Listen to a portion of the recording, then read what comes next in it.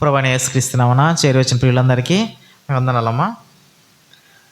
ఉదయకాల వేళ ఆరాధన నిమిత్తమై మనము కొన్ని మాటలు చూసుకుందాము పరిశుద్ధ గ్రంథం నుండి.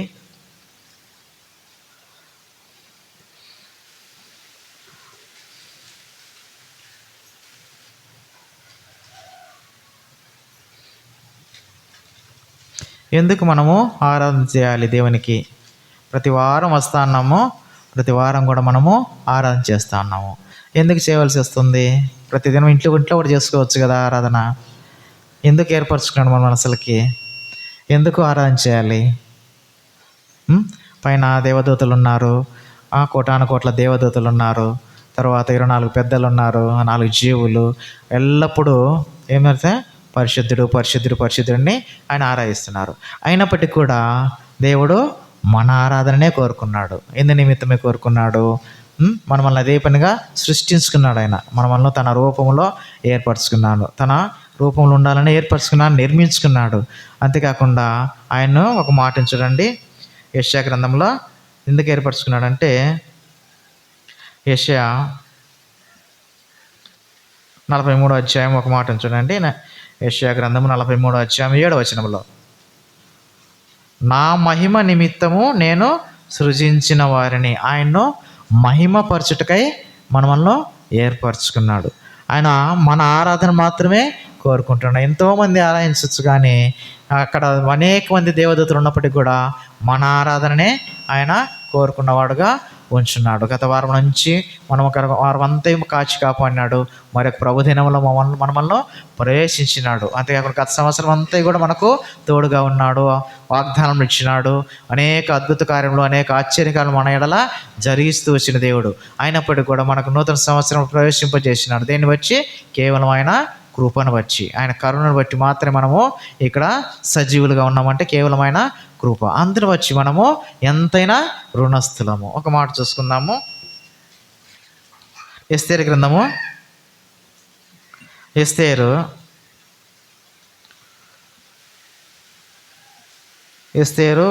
2వ అధ్యాయము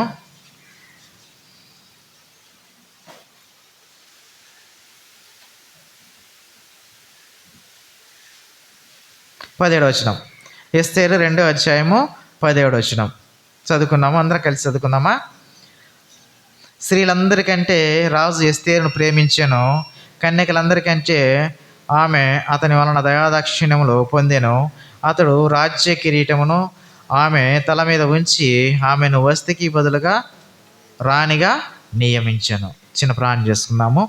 ప్రియ పరలోక తండ్రి, కృపా కనికల దేవ, మహాత్యం గల దేవ, సర్వశక్తి గల దేవ తండ్రి, నాయన ఉదయకాల వేళ మీ యొక్క మందిరంలో మేము కూడా ఆరాధించటకై మేము కూడా చిన్న మందగా కూడి ఉంటుండగా కృపలో జ్ఞాపకం చేసుకుంటాను. మీ వాక్యం ద్వారా ఏదైతే ఉన్నామో ఏది వినవలసి వచ్చినా, ఏది నేర్చుకోవాలో, మా కుటుంబంలో మా ఎడల మీరు ఏది జరిగించడం, ఆశ్చర్య క్రియలను, అద్భుత క్రియలను దేవ మాకు చేసిన మేలును వచ్చి మేము తలపోసుకుని మీరే సహాయం చేయండి తండ్రి.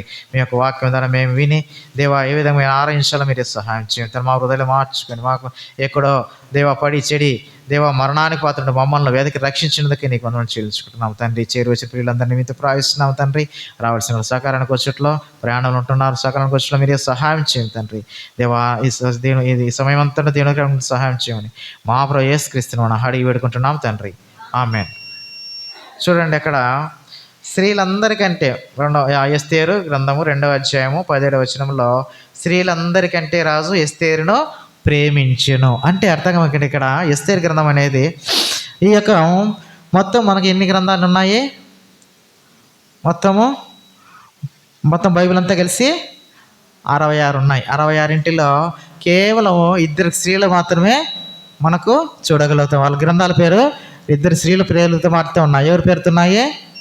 ఒకటి రూతు, 2 ఎస్తేరు పేరుతో మాత్రమే. ఈ ఎస్తేరు చూడండి, ఈ రూతు సపరేట్గా ఉంది, ఎస్తేరు. అయినప్పటికీ కూడా దేవుడు వాళ్ళ ఎడలు చూపించిన ప్రేమ ఎంత గొప్పదో మనము చూడగలుగుతాం. అంతేకాకుండా అక్కడ చూస్తే కనుక ఎస్తేరు గురించి ముందుగా ఒక మాట చూసుకుంటే, అక్కడ బబులోను సామ్రాజ్యంలో వీళ్ళు యూదులందరూ కూడా ఎక్కడికి పోవాల్సిన వారు వారు యెరూషలేముకు పొమ్మన్నప్పుడు దాదాపు కొంతమంది వెళ్ళిపోయినారు, కానీ వీళ్ళు మాత్రం మిగిలిపోయినవారు. ఎవరు? యూదులు మాత్రం. ఆ ఈదులు మాత్రం మిగిలిపోయిన వాళ్ళందరూ బబులోను సామ్రాజ్యంలో ఉన్నారు. అక్కడ కూడా ఎస్తేరు కూడా అప్పటికి చిన్నగా ఉంటూ వచ్చింది. తర్వాత అహస్వేరోషు దినములలో అహస్వేరోషు రాజు ఉన్నాడు కదా, అహస్వేరోషు దినములలో ఒక 120 సంస్థానాలకు ఆయన అధిపతి, రాజుగా ఉంటున్నాడు. ఆయనకు రాణిగా ఎవరు ఉంటున్నారు? రాణిగా వచ్చేసి వస్తీ రాణిగా ఉంటుంది. ఆయన తన వైభవం అంతా, తన మహిమనంతా అక్కడ చుట్టుపక్కల ఉన్న రాజులందరికీ పిలిపించినాడు, అందరికీ చూపిస్తున్నాడు. చూపించిన తర్వాత ఏం జరిగిందంటే, అక్కడ తన భార్య అయినటువంటి రాణి అయినటువంటి వస్తీని కూడా తీసుకురమ్మని చెప్పడం జరుగుతుంది. అప్పుడు ఆ వస్తీ ఎవరు? రాజు వచ్చేసి అహస్వేరోషు రాజు ఆ రాణిని రమ్మన్నప్పుడు ఆ రాణి నిరాకరిస్తుంది. అంతమందిలో రావటానికి మరి ఏమనుకున్నా తెలియదు, కానీ అక్కడ రావటానికి నిరాకరిస్తుంది. రావడం చెప్తుంది. ఎంతమంది పోయినా కూడా, ఎందుకంటే ఆమె సౌందర్యం చూడాలి, ఆమె ఒక రాణిగా గుర్తింపు ఉంది కాబట్టి అందరూ భూలోకంలో వచ్చిన వాళ్ళందరూ కూడా ఆమె సౌందర్యమును చూడాలని రాజు పిలిచినప్పుడు ఆ వస్తీ రాణి రాలేదన్నమాట. రాకున్నప్పుడు అక్కడున్న అధిపతులకు వాళ్ళందరికీ అడిగినప్పుడు ఏం చేస్తామన్నప్పుడు, ఈ రాణి మనకు అవసరం లేదు. ఎందుకు అవసరం లేదంటే కనుక మీరు చెప్పిన మాట వినలేదు. అంతేకాకుండా ఈమెను ఇట్లాగా వదిలిపెట్టేస్తాము. తర్వాత ఈ సంగతి అందరికీ మన రాజ్యంలో తెలిస్తే గనక భర్తలను భార్య గౌరవించదు, అట్లా నష్టపోయే వారంగా ఉంటాము. అందుకు కాబట్టి మనకు ఈ రాణి అవసరం లేదని తీర్మానం చేస్తారు. తీర్మానం చేసినప్పుడు అప్పుడు జరిగిన సంఘటన ఏంటంటే కనుక, ఇంకా రాజుకు రాణి అనేది ఎవరు అవసరం కదా. అక్కడున్న యవ్వనులు ఏం చేస్తారంటే, ఇక్కడ చూసుకుందాము. మొట్టమొదటిగా 2వ అధ్యాయము 3వ వచనంలో, 2వ అధ్యాయం 3వ వచనం ఎస్తేరు గ్రంథంలో, అందు నిమిత్తము సౌందర్యవంతులైన కన్యకలందరినీ సమకూర్చి సూసన కోట అంతఃపురమునకు చేర్చి స్త్రీలను కాపరియకు రాజు యొక్క నపుంసకుడకు హేగ వంశమునకు అప్పగించినట్లు రాజు తన రాజ్య యొక్క సంస్థలన్నిటిలో పరిచారకులకు నియమించునుగాక, సుగంధ ద్రవ్యములను వారికి ఇచ్చిన తర్వాత. అక్కడ చూడండి అక్కడ అందు నిమిత్తము సౌందర్యవంతులైన కన్యకలందరి కొరకు సమకూర్చి. ఇక్కడ ఏంటంటే పైన వచ్చేసి 2వ వచనంలో రాజు పరిచారకులు ఇట్లనేది అందమైన కన్యకలను రాజు కొరకు వెదగదగును. ఇప్పుడు ఏం చేస్తున్నారంటే రాజు కొరకు నిమిత్తము ఒక కన్యకను వెతుకులాడాలి, ఒక రాణి కావాలి రాజుకు కదా. కాబట్టి అక్కడ ఎస్తేరును వెతుకుతా ఉన్నారు రాజుని. అక్కడ వచ్చేసి ఒక రాణి కావాలి కాబట్టి అక్కడ కన్యకలందరినీ కూడా చూస్తూ వచ్చినారు, ఎత్తుకులాడుతూ వచ్చినప్పుడు మనకు సందర్భం ఏంటంటే కనుక, అక్కడ రాజు నిమిత్తమై ఎత్తుకబడినటువంటి రాజు నిమిత్తం ఎత్తుకబడినటువంటి రాణి అక్కడ మనకు సందర్భం అనమాట. అందుకే అర్థమే అక్కడ రాజు, అక్కడ ఎస్తేరు అనగా అర్థం ఏముంది? ఎస్తేరు అంటే ఇంకొక పేరు కూడా ఉంది ఎస్తేరుకి. అక్కడ ఉంది 7వ వచనంలో ఉంది. 7వ వచనంలో హదస్స, ఎస్తేరుని ఏమంటారు? హదస్స కూడా అంటారు. హదస్స అంటే అర్థం ఏంటంటే గొంజి చెట్లు. మన చెట్లు ఉంటాయి కదా, పిచ్చి చెట్లు మాదిరి, అట్లా అదేమో ఒక చెట్టు ఉన్నట్టుంది. గొంజి చెట్టు అర్థం వస్తుంది. ఎస్తేరు అనగా నక్షత్రం అనమాట. అట్లాగా ఈమె పరిస్థితి ఎలాగుంది అంటే కనుక, ఈమె పరిస్థితి చూడండి ఎట్లాగుందో. 7వ వచనంలోనే, తన పిన్న తండ్రి కుమార్తె అయిన హదస్స అను ఎస్తేరు తల్లిదండ్రులు లేనిదై ఉండగా అతడు ఆమెను పెంచుకొనెను. ఆమె అందమైన రూపమును సుందర ముఖము గలదై ఉండెను. ఆమె తల్లిదండ్రులు మరణం పొందిన తర్వాత మొర్దెకై ఆమెను తన కుమార్తెగా స్వీకరించను. ఇక్కడ ఎట్లాగుందంటే ఎస్తేరు తను అనాథగా ఉంటా వచ్చింది. తనకు ఎవరు ఆదరించేవారు లేరు, తన మీద ఎవరు కనికరించేవారు లేరు, తనకు భోజనం పెట్టేవారు లేరు. అనాథ ఎవరున్నారు? ఎవరు లేరు కదా. తల్లిదండ్రులు చనిపోయినారు. తను ఎవరు కూడా తనని స్వీకరించేవారు ఎవరు లేదు, తనకు ఆదరించేవారు లేరు, తనకు తోడై ఉండేవారు లేరు, ఒక అనాథగా వదిలిపెట్టేసినారు. ఆ పరిస్థితుల్లో తన పిన్న తండ్రి అయినటువంటి మొర్దెకై ఆమెను కుమార్తెగా స్వీకరిస్తూ వచ్చినాడు. అటువంటి మన పరిస్థితి కూడా ఎలాగుందంటే, ప్రభువైన యేసుక్రీస్తు వారు నశించే దాని వెదకి రక్షించుటకై ఈ మనుష్య కుమారుడుగా ఈ లోకమునకు వచ్చి ఉంటాడు. ఏంది నశించితేని? ఎవరు నశించిన వారుగా ఉంటున్నారు? ఎవరు నశించినారు? మనమే నశించిపోయిన వారుగా ఉంటున్నాము. మనకంటూ ఆదరించే వాళ్ళు ఎవరు? మనకంటూ రక్షణ లేదు, మనకంటూ దేవుడు తెలియదు, మనమంటూ దేవునికి దూరంగా ఉన్నవారు మనమంటూ. అలాంటి పరిస్థితుల్లో వీళ్ళు నశించిపోతారు. నశించిపోతే ఎక్కడికి పోతాము? నిత్య నరకమునకు పోతాము. అటువంటి నరకానికి పోకుండా ప్రభువైన యేసుక్రీస్తు వారు నశించదాన్ని అనగా మనను రక్షించుటకై అంటే నరకం నుండి రక్షించుటకై అనగా రక్షించుటే ఆత్మరక్షణ నిచ్చుటకై ప్రభువైన యేసుక్రీస్తు వారు ఈ లోకమునకు వచ్చి ఉంటున్నాడు. ఆత్మరక్షణ చూడండి, మనకు ఆది కాండంలో చూస్తే కనుక వాళ్ళు అన్ని తన స్వరూపంలో దేవుడు తన స్వరూపమందు తన ఏ విధంగా ఉంటున్నాడో ఆ విధంగా ఏర్పరచుకున్నాడు, సృజించినాడు. ఎవరిని? అవ్వాదాములను. వాళ్ళకి ఏం చెప్పినాడు? మీరు ఫలించండి, అభివృద్ధి పొందండి, విస్తరించండి, అవన్నీ కూడా భూమిని నిండించండి అని అన్నీ కూడా వాగ్దానాలు ఇస్తూ వచ్చినాడు. అంతేకాకుండా ఇంకా ఏం చేస్తూ వచ్చినాడు? వాళ్ళని ఏదైనా తోటలో పెట్టినాడు, సమృద్ధిగా అన్నీ ఇస్తూ వచ్చినాడు. అయినప్పటికీ కూడా వాళ్ళు ఆ యొక్క సాతాను చేత శోధింపబడిన వారై ఎలాగున్నారు? ఇప్పుడు దిగంబరులుగా ఉంటున్నారు. తన వస్త్రహీనులుగా అయినట్లు వాళ్ళకు గమనించుకున్న వారుగా ఉంటున్నారు. ముందు ఏం వస్త్రం ఉన్నింది? మహిమా వస్త్రం ఉన్నింది.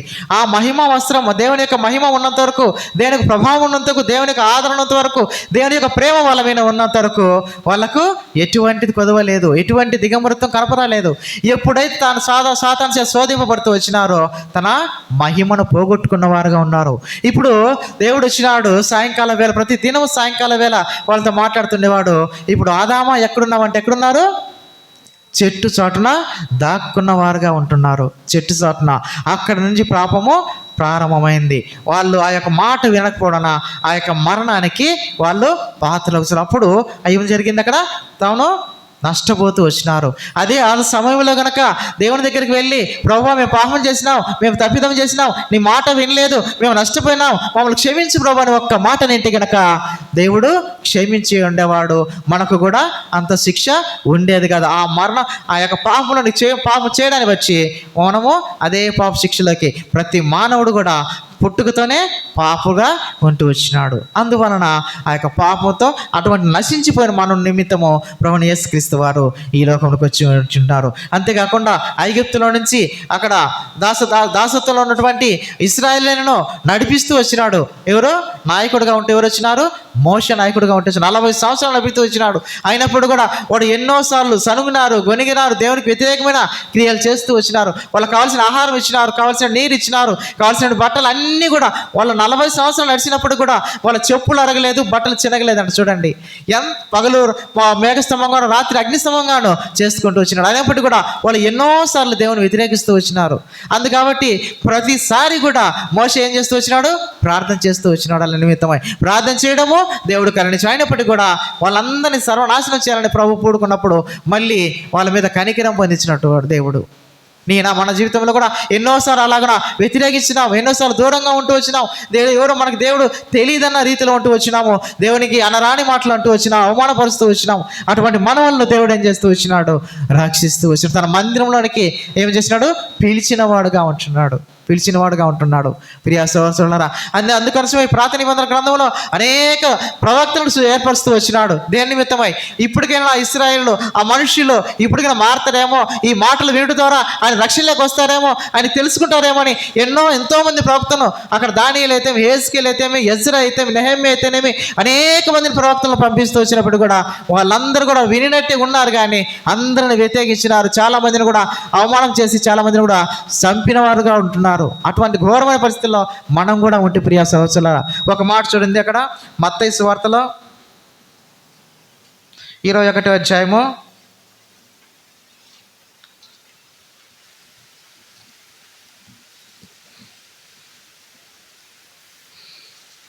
21:34. పండ్లకాలం సమీపించినప్పుడు పనిలో తన భాగం తీసుకుని వచ్చుటకు ఆ కాపులు ఎదుగు తన దాసులను పంపగా ఆ కాపులు అతని దాసులను పట్టుకొని ఒకని కొట్టిరి, ఒకని చంపిరి, మరి ఒకని మీద రాళ్ళు రువిరి.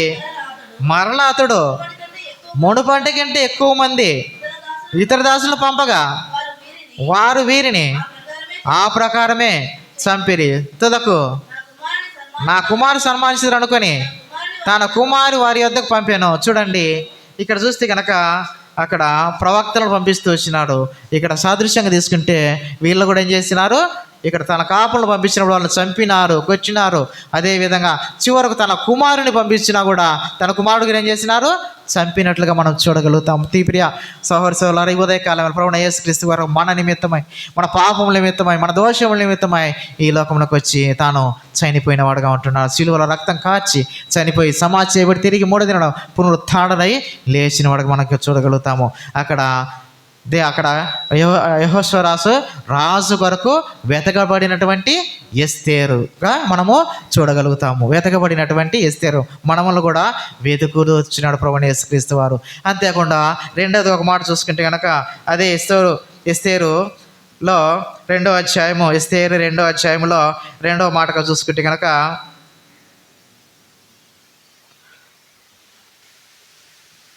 8వ వచనంలో మధ్య భాగంలో, 2వ అధ్యాయం 8వ వచనం మధ్య భాగంలో ఎస్తేరును రాజు యొక్క నగరునకు తేబడి స్త్రీలను కాయు ఏగ వశమునకు అప్పగింపుడు. రాజు యొక్క నగరునకు తేబడినటువంటి ఎస్తేరు, రాజు యొక్క నగరునకు తేబడినటువంటి ఎస్తేరు. చూడండి, ఎస్తేరులో ఎటువంటి ఆ నగరకు తీసుకురావడానికి ఎటువంటి యోగ్యత లేదు, ఎటువంటి అర్హత లేదు.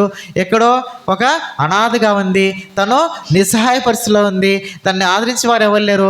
అలాంటి పరిస్థితుల్లో ఇక్కడ చూస్తే కనుక మొదటి వచనంలో చూస్తే కనుక మొదటి అధ్యాయం చూస్తే కనుక అహస్వరోసు రాజు దినములలో ఎట్లాగుందంటే ఆయన ఎన్ని సంవత్సరాలకు అధిపతి, 127 సంవత్సరాలకు ఆయన రాజుగా ఉంటూ వచ్చినాడు, మహారాజుగా ఉంటూ వచ్చినాడు. అంతేకాకుండా ఆ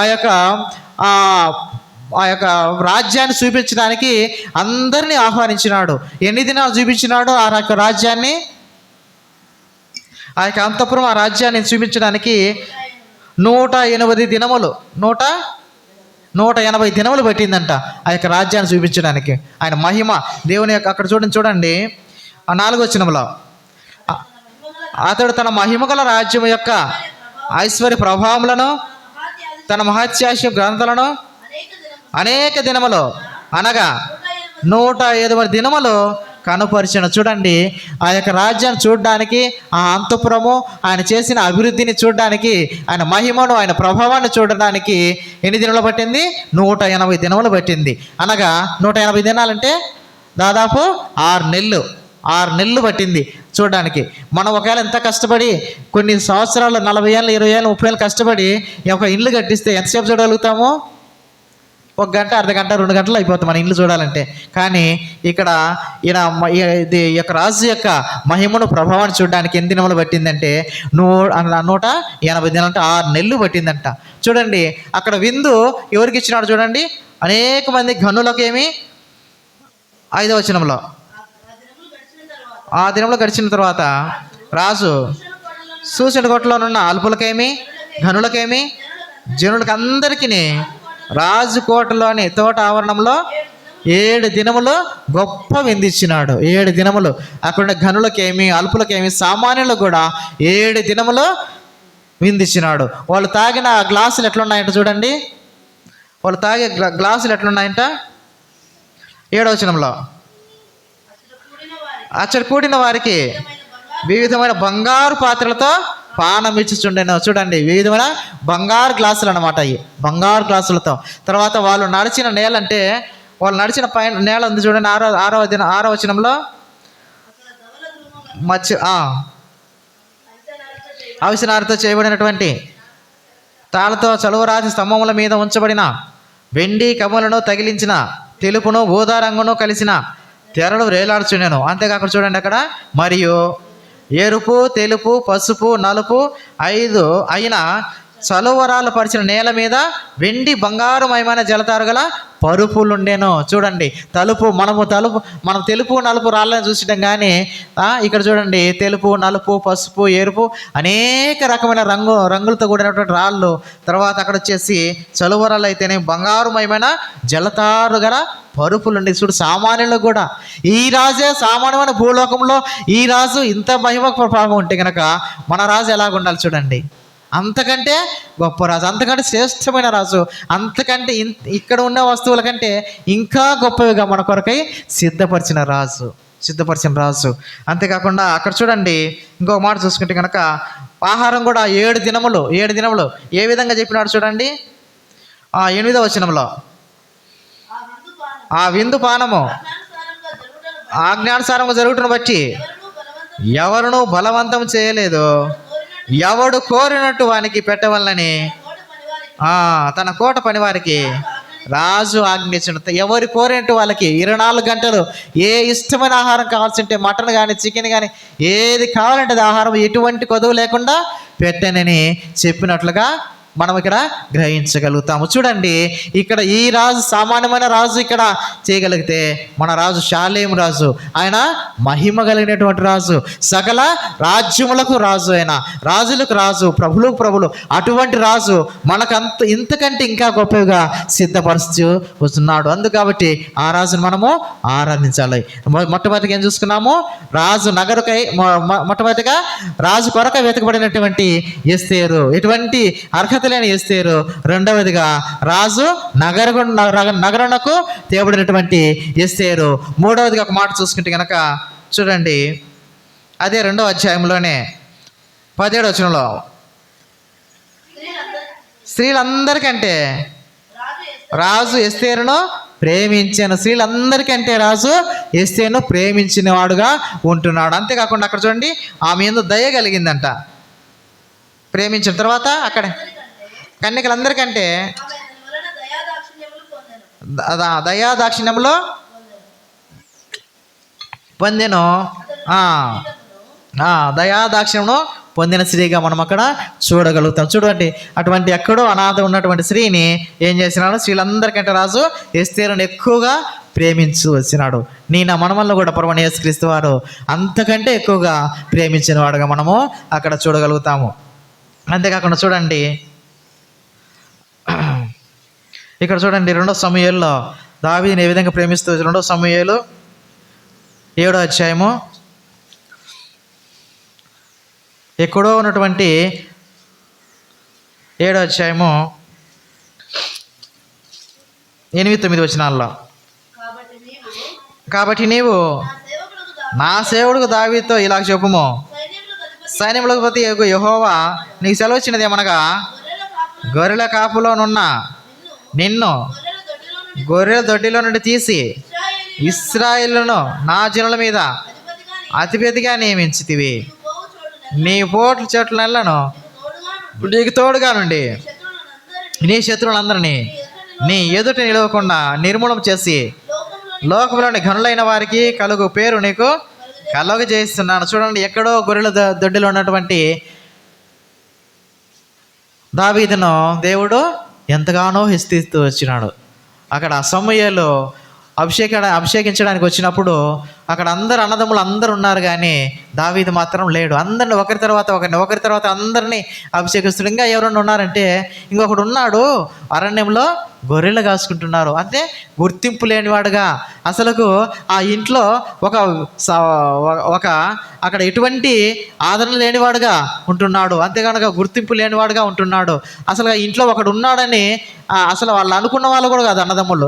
మామూలుగా అయితే కనుక ఆ గొర్రెలు కావాల్సిన వాళ్ళు కాల్చే వాళ్ళు ఎవరంటే పెద్దవాళ్ళనే ముందు పంపించేవాళ్ళు. ఆ గొర్రెలు గాయాలన్నా మేకలు గాయన పెద్ద పెద్ద పనులన్నీ అవన్నీ కూడా అన్నదమ్ములు ఉంటే కనుక అన్నకే చెప్పేవాళ్ళు అనమాట. ఎవరు పెద్దవాళ్ళు అయితే ఇంటిలో వాళ్ళు చెప్పారు. అటువంటిది ఒక ఎన్నిక లేని వాడుగా ఎక్కడుంటున్నాడు చూడండి, దావీదు ఎక్కడో గొర్రెలు కాసుకునేవాడుగా ఉంటున్నాడు.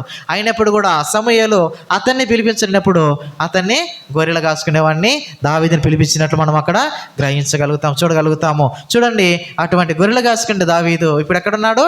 ఎక్కడ సింహాసనం మీద ఉంటూ వచ్చినాడు. సింహాసనం మీద ఉంటూ ఉన్నాడు. అక్కడ చూడండి ఇంకొక మాట కూడా, అక్కడ దయగల, రూతు గ్రంథంలో ఒక మాటను చూడండి, అయ్యా నువ్వు దయ చూపించుటగా నేను ఎంతటి దానను. ఇక్కడ చూడండి, ఇక్కడ బోయజు కూడా ప్రభువైన యేసుక్రీస్తు వారికి సాదృశ్యంగా ఉంటూ వచ్చినాడు. రూతు గ్రంథము 2వ అధ్యాయంలో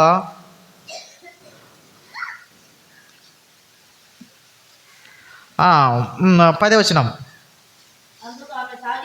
అందుకు ఆమె సాగిలపడి తల వంచుకొని ఏమి తెలిసి పరదేశిన నా యందు లక్ష్యముంచినట్లు నీకు కటాక్షం కలిగిన అని చెప్పగా, బోయజు నీ బిడ్డ మరణమైన తర్వాత నీవు నీ అత్తకి చేసిన దాన్ని నాకు తెలియబడిన. చూడండి, అక్కడ బోయజు ఏం చెప్తున్నాడంటే, అమ్మ ఇక్కడే నీళ్ళు తాగు, ఈ పొలంలోనే పనులు ఏరుకో, నువ్వు వేరే వాడిని ఆశ్రయించవద్దు, ఇక్కడే ఉండేటప్పుడు అన్నప్పుడు అక్కడ రూతు ఆ విధమైన మాటలు మాట్లాడుతూ వచ్చింది. ఏమని, అయ్యా నువ్వు కరుణించడానికి, నువ్వు కరుణ కటాక్ష చూపడానికి, నీవు దయ చూపడానికి నేను ఎంతటి దానను, నేను ఎక్కడో మోయాబు దేశంలో ఉన్నదానను.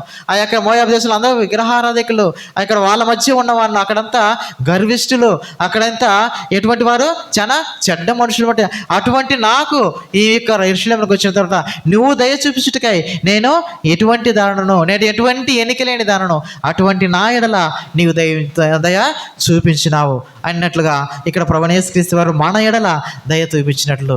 మనం ఎన్నిక లేని వారము, ఎక్కడ లేనివాడు, ఎక్కడ ఉండడం గర్విష్ఠుల మధ్య, అనాగరికుల మధ్య లోకంలో ఉంటున్నాము. అక్కడ లోకంలో ఏముంది, లోకాశలు, శరీరాశలు, జీవకుటమము అవన్నీ ఉంటే వాటిల్లో ఒకప్పుడు మన జీవితాలు అలాగ వారితో మమేకమై ఉంటున్నాయి. అటువంటి మనమల్లో వెదకి రక్షించిన దేవుడు. అందుకాబట్టి మనం ఉదయకాల వేళ మొట్టమొదటిగా ఇక్కడ ఎస్తేరు ఏం చేస్తూ వచ్చింది, ఇక్కడ ఎస్తేరు ఎడల అహష్వేరోషు రాజు దయ చూపించిన వాడుగా, ప్రేమించిన వాడుగా మనం అక్కడ చూడగలుగుతాం. ప్రియా సోదరులారా, మొట్టమొదటిగా రాజు నిమిత్తమై ఎత్తుకురాడబడినటువంటి ఎస్తేరు, రెండవదిగా రాజు నగరకు తెచ్చినటువంటి ఎస్తేరు, మూడవదిగా రాజు ప్రేమించినటువంటి ఎస్తేరుగా మనము చూడగలుగుతాము. అంతేకాకుండా ఇంకొక మాట చూసుకుంటే కనుక అక్కడ చూడండి, ఇక్కడే ఎస్తేరు గ్రంథంలోనే 2వ అధ్యాయంలో 4వదిగా 8వ వచనంలో, 8వ వచనం మధ్యలో చూడండి, 8వ వచనం మధ్యలో కన్యకలు అనేకులు సూచన కోటకు పోగు చేయబడి హేగే వశమునకు అప్పగింపబడగా, హేగే అంటే ఇక్కడ ప్రభువైన యేసుక్రీస్తు వారు కాదు, కానీ ఇక్కడ పరిశుద్ధాత్మకు సాదృశ్యంగా ఇక్కడ చూడగలుగుతాం. హేగేను పరిశుద్ధాత్మ. ఆమె హేగే చెప్పినటువంటి అలంకారం కాక ఎటువంటి అలంకారము పొందినటువంటి కోరిన స్త్రీ కాదనమాట. హేగే ఎటువంటిది, అక్కడ అహష్వేరోషు రాజు దగ్గరికి రమ్మన్నప్పుడు కన్యకలందరూ ఒకరి తర్వాత ఒకరు వస్తూ ఉన్నారు, కానీ అక్కడ కన్యకైనటువంటి ఎస్తేరు సమయం వచ్చినప్పుడు అక్కడ చూడండి 15వ వచనంలో, మొర్దెకై తన కుమార్తెగా స్వీకరించుకొనిన తన పిన్న తండ్రి అయిన అబీహాయిలు కుమార్తె ఎస్తేరు రాజునద్దకు వెళ్ళుటకు వంతు వచ్చినప్పుడు స్త్రీలను కాయు రాజు యొక్క షండుడైన హేగే నిర్ణయించిన అలంకారం కాక ఆమె మరి ఏమీ కోరలేదు. హేగే నిర్ణయించిన అలంకారం కాక ఆమె ఎటువంటి అలంకారము అంటే తను తగ్గింపు జీవితం అన్నమాట, విధేయత, వినయగల జీవితం ఉంటే కనుక దేవుడు ఇప్పుడు ఆమెను హెచ్చించినట్లుగా మనము చూడగలుగుతాం. ఎస్తేరు ఆ ఏగే అనగా పరిశుద్ధాత్మక సాదృశ్యంగా ఉన్నాడు. ఏ అలంకారం అయితే చెప్పినాడో, ఏదైతే చెప్పినాడో అదే అలంకారం కోరుకుంటూ వచ్చింది. కానీ తను సొంతంగా కానీ మిగతా కన్యకలందరూ కూడా తన సొంత నిర్ణయాలు, సొంత ఆలోచనలతో ఎంతో అలంకారం చేసుకున్నారు. కానీ రాజు ఎవరి ఎడల దయ చూపించినాడు, కేవలం ఎస్తేరు ఎడలనే. మన జీవితాల్లో వంటి విధేయత కలిగింటే కనుక, అటువంటి వినయం కలిగింటే కనుక మనల్ని కూడా ప్రభువైన యేసుక్రీస్తు వారు దాన్ని ప్రేమించినట్లుగా మన గురువు చూస్తున్నాము. అంతేకాకుండా అక్కడ హేగే వశం చెందడం అంటే పరిశుద్ధాత్మకు సాధనకు చూపిస్తున్నాడు. అంతేకాకుండా దేవుని యొక్క మందిరమునకు నడిపించినట్లుగా మనం అక్కడ చూడగలుగుతాము. దేవుని యొక్క మందిరమే అక్కడ పరిశుద్ధాత్మ సహవాసం అంటే కనుక, అక్కడ సాదృశ్యంగా అంటే కనుక దేవుని యొక్క మందిరానికి నడిపించినట్లుగా మనం అక్కడ చూడగలుగుతాము. అంతేకాకుండా అక్కడ చూడండి, ఇంకొక మాట చూస్తున్నాము.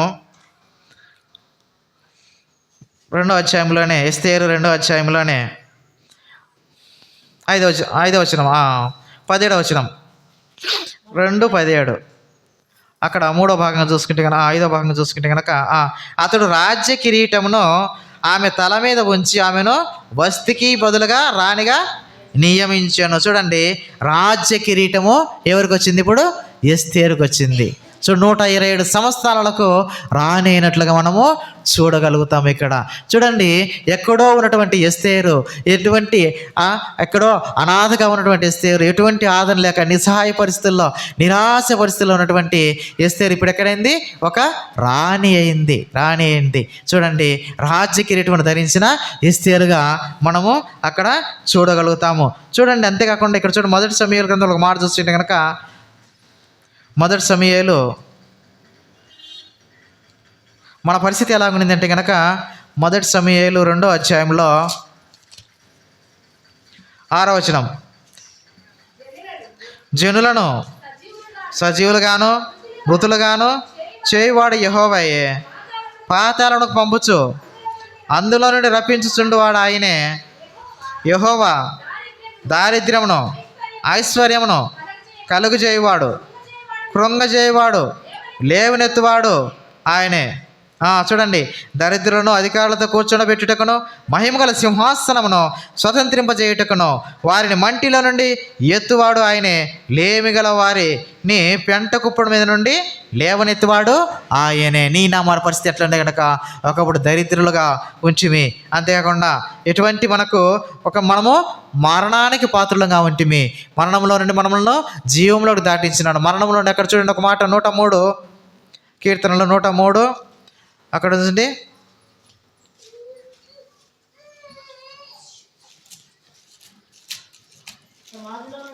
సమాధిలో నీ ప్రాణమును విమోచించుచున్నాడు. చూడండి, సమాధిలో నీ ప్రాణమును విమోచించిన వాడుగా ఉంటున్నాడు. మనము సమాధిలో ఉండేది ఎవరు? మరణించిన వారు, చనిపోయిన వారు. అటువంటి మనములను ఆయన తను విమోచించినట్లుగా మనము అక్కడ చూడగలుగుతాం. అంతేకాకుండా మనము పాతాళంలో ఉన్నటువంటి వారము. ఎక్కడ ఉన్నటువంటి వారము? గుంటలో ఉన్నటువంటి వారం అంట. అక్కడ చూడండి, 30వ అధ్యాయము కీర్తనలో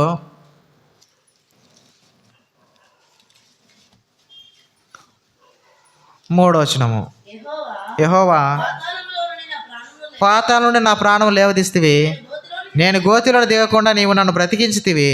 చూడండి, పాతాళం నుండి నా ప్రాణమును లేవదీసిన దేవుడిగా ఉంటున్నాడు. మనం ఎలాగున్నామంట? గోతిలో దిగకుండా మనలో బ్రతికించిన దేవుడు. చూడండి, అటువంటి దేవునికి మనము ఎంతైనా రుణస్తులను ఆరాధించవలసిన వారుగా ఉంచున్నాము. అంతేకాకుండా చూడండి, ఎస్తేరు తన జీవితంలో ఎటువంటి ఎన్నిక లేనిదిగా ఉన్నది. అంతేకాకుండా తాను నిస్సహాయ పరిస్థితిలో ఒక అనాథగా, దిక్కులేనిదిగా, ఒక ఆదరణ లేని స్త్రీగా ఉన్నప్పుడు ఆ యొక్క అహష్వేరోషు రాజు తను ఏం చేసినాడు? ఒక ఉన్నతమైన స్థానంగా తీసుకొచ్చినాడు.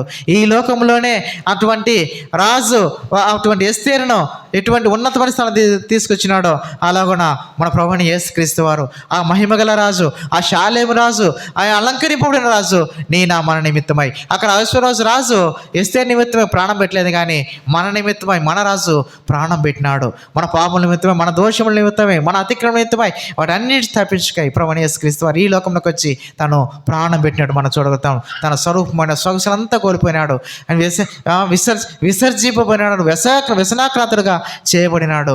చూడండి, వదకు తేబడిన గొర్రె పిల్ల వలె ఏ విధంగా వచ్చాను? గొర్రె బొచ్చు కత్తిరించి వాడి ముందు గొర్రె ఏ విధంగా మౌనంగా ఉంటుందో అలాగ మౌనం వహించి వచ్చినాడు. ఎందుకంటే మనం మరణానికి పాత్రలం.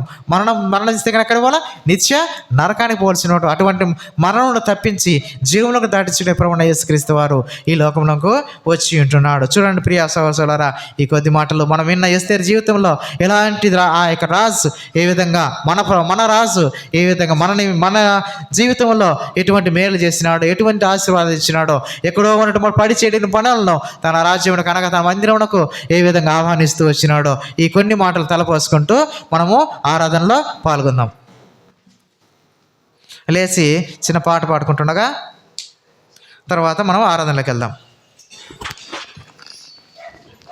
పాట సంఖ్య 194, పాత పాటల పుస్తకంలో 192.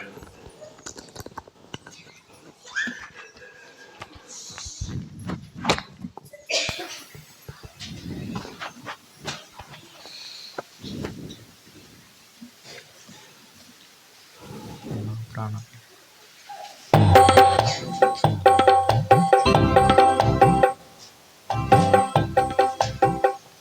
194, 192 మొదటి 2 చరణాలు పాడుకుందాం.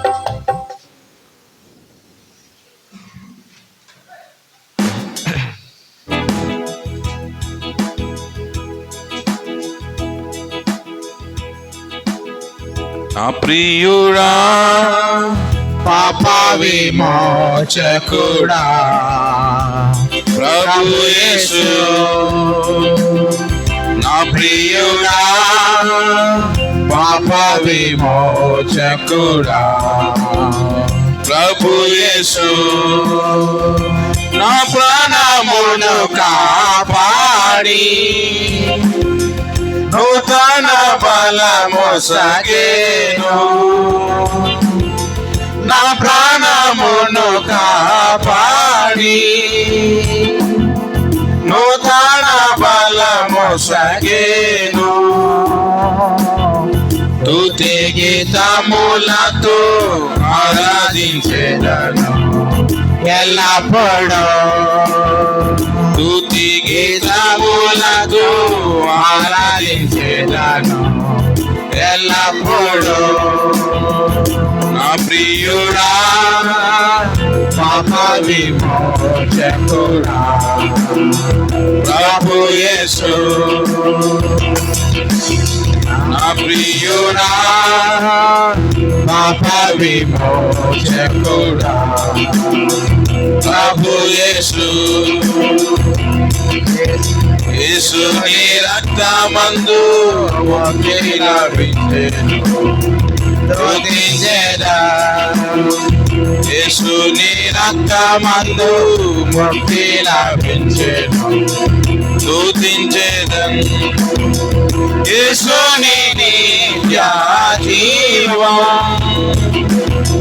పొందేదను నిశ్చయ, యేసుని నిత్య జీవం పొందేదను నిశ్చయ. యేసు నాకే నా స్తుతి సుమములో సుమధురా, యేసు నాకే నా స్తుతి సుమములో సుమధురా. నా ప్రియుడా పాప విమోచకుడా ప్రభు యేసు, నా ప్రియుడా పాప విమోచకుడా ప్రభు యేసు, తల్లి గర్భమునే వెలిగినాను ప్రేమించే, తల్లి గర్భమునే వెలిగినాను ప్రేమించే, తల్లిని మించిన ప్రేమ చూపిన మరువని ప్రేమ, తల్లిని మించిన ప్రేమ చూపిన మరువని ప్రేమ, తల్లి మరచిన మరువని నిరతము, తల్లి మరచిన మరువని నిరతము. నా ప్రియుడా పాప విమోచకుడా ప్రభు యేసు, నా ప్రియుడా పాప విమోచకుడా ప్రభు యేసు నా ప్రాణమును కాపాడి నూతన బలము సగేను నా ప్రాణమును కాపాడి నూతన బలము సగేను స్తుతి గీతములతో ఆరాధించెదను ఎల్లప్పుడూ స్తుతి గీతములతో ఆరాధించెదను ఎల్లప్పుడూ నా ప్రియుడా పాప విమోచకుడా ప్రభు యేసు నా ప్రియుడా పాప విమోచకుడా ప్రభు యేసు. దయచేసి కూర్చోండి. సమయంలో సండే స్కూల్ పిల్లలు సండే స్కూల్కి వెళ్తారు. మరి మొట్టమొదటిసారిగా Sunday school teacher Pravalika sister ఆరాధన చేసిన తర్వాత మరి ఒక సహోదరు ఒక సహోదరి మార్చి ఆరాధన చేద్దాం. ఆరంభించండి. ప్రేమగల మా తండ్రి, జీవములైన యేసు ప్రభువా, మీ ఉన్నతమైన శ్రేష్టమైన పరిశుద్ధ నామానికి ఎంతో నాలుగు స్తోత్రములు ప్రభువా. మీ యొక్క పరిశుద్ధ దినంలో